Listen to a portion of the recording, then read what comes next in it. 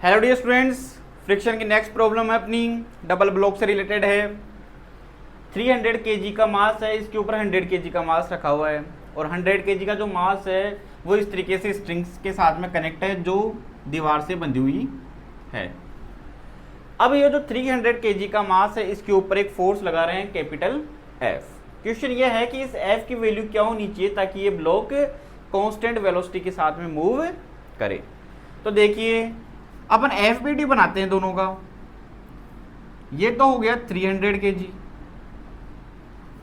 और ये हो गया 100 kg।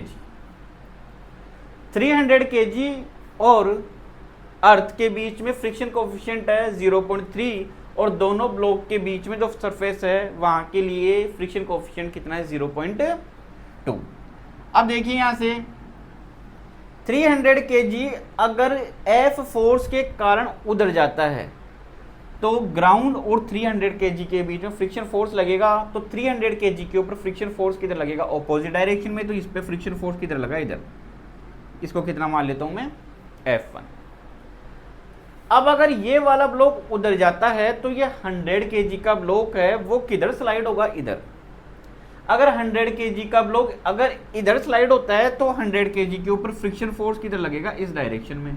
इसको कितना मान लिया मैंने, F2।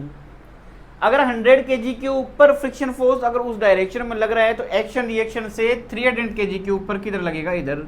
तो वो कितना होगा, यहाँ से F2 और 300 kg के ऊपर इधर फोर्स कितना लग रहा है, कैपिटल F। क्वेश्चन में अपने को गिवन है कि ये कांस्टेंट वेलोसिटी के साथ में मूव करना चाहिए। कांस्टेंट वेलोसिटी के साथ में मूव कब करेगा, जब इसका एक्सेलरेशन क्या होगा, 0। इसका मीन्स ये एक तरीके से इक्विलिब्रियम की कंडीशन है। तो मैं ये मान सकता हूँ कैपिटल F इक्वल्स टू कितना हो जाएगा, F1 प्लस F2। तो F इक्वल्स टू कितना होता है, म्यू n।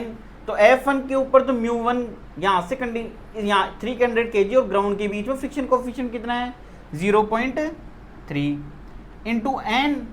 तो यहां के लिए कांटेक्ट फोर्स कितना हो जाएगा, यहां से 400 G प्लस F2। तो इन दोनों के बीच में फ्रिक्शन कोफिशिएंट कितना है, 0.2 और n किसको बैलेंस करेगा, 100 G को। तो ये G तो इस पॉइंट से क्या हो गया, हट गया यहाँ से। तो कैपिटल F की वैल्यू क्या निकल के आई यहाँ से अपने पास में, ये हो गया 1200 प्लस ये हो गया यहाँ से 200। तो ये निकल के आ गया अपने पास में 1400 न्यूटन।